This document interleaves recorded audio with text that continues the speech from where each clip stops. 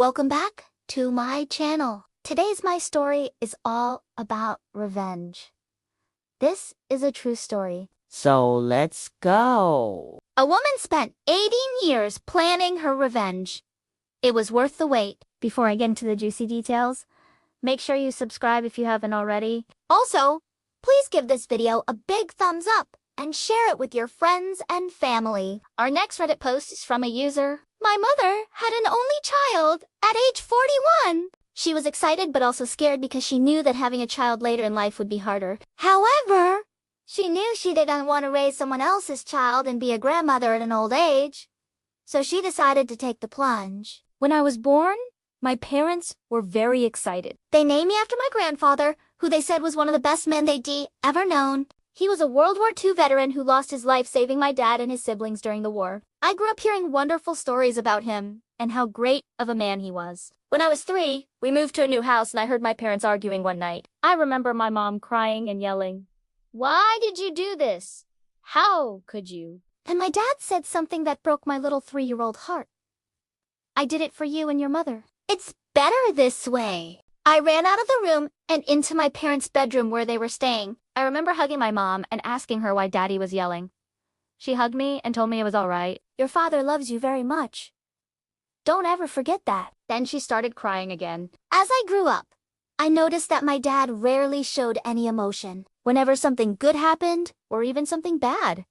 He never cried or laughed. he always looked like a thundercloud. I used to ask my mom why Dad never cried when someone died or when a character died in a movie.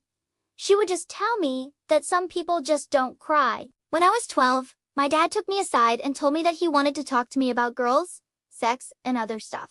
I remember being extremely confused because he had never talked to me before. I agreed to let him teach me about life. Every week or so, He would tell me more things that I probably wasn't ready to hear. he bragged about sleeping with many women before meeting Mom.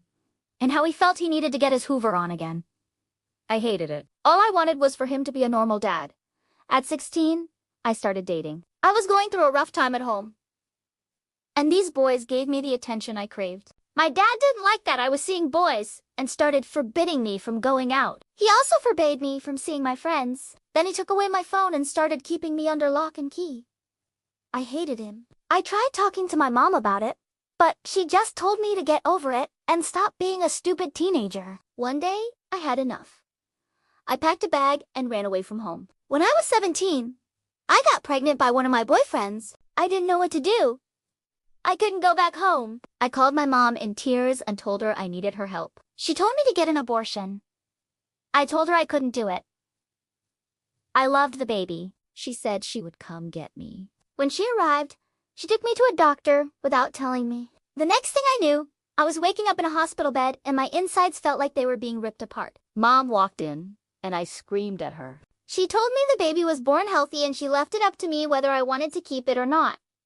I picked adoption. Over the years, I heard rumors that my parents were doing well. My dad got a promotion and was making a lot of money. My dad got a promotion and was making a lot of money. My mom got a degree in nursing.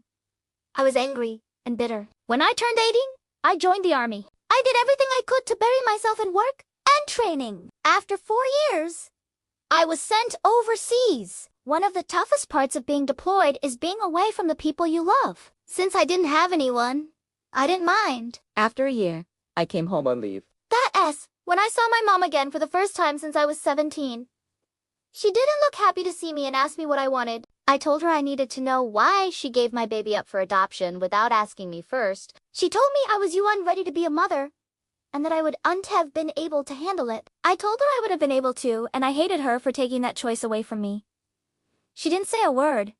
She just walked out. That was the last time I ever saw her. I finished my 4 years and got out. I got married and had 2 beautiful kids. My husband and I were trying to buy a house, but we couldn't find anything affordable.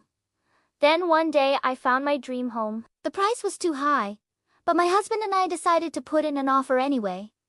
To our surprise, the seller accepted our offer. We were ecstatic and started making plans. One day while doing some research, I found out who the seller was. It was my mom. I couldn't believe it. I had no idea she owned a house in the area. I called her and told her I had questions. She told me to get them off my chest. I told her I knew who she was and I asked her why she did what she did to me. She apologized and said she thought she was protecting me. I told her that if she ever tried to contact me again, I would take the kids and move away. Then I hung up. 2 days later, she texted me, saying she was sorry and begging me to forgive her. I ignored it. 2 weeks after that, I got a call from my realtor telling me my mom had dropped off a cashier's check for the difference between the selling price and the mortgage. I told my realtor to deposit the check. I was done playing games. My mom didn't try to contact me again. My husband and I moved into our home and are expecting our third baby. 8 years later, my mom passed away from cancer. I didn't go to her funeral. I didn't cry. I felt nothing. She didn't have the guts to apologize to me in person. Down in the comments, people had a lot to say about this one. This guy said, she waited 18 years to do this. That's dedication. And Karma said, Opie, the fact that you didn't even cry when you learned your mother had passed away shows that she definitely made the right choice. Keeping you away from someone like that was the best thing she could have done. Sorry you had such a horrible childhood though, and this guy said, this is terrible parenting. Imagine if Opie had decided to keep her baby and her mother did this to her own grandchild. Yeah, Op's mom sounds like she needs a reality check. How dare she undermine her own daughter's choices like that? What a horrible thing to do. And then to have the audacity to ask for forgiveness. After all this time, is just ridiculous. No wonder Opie didn't even shed a tear for her. So, I hope you enjoyed this long USA video. If you did, please subscribe. I'm Nosy. Revenge is sweet.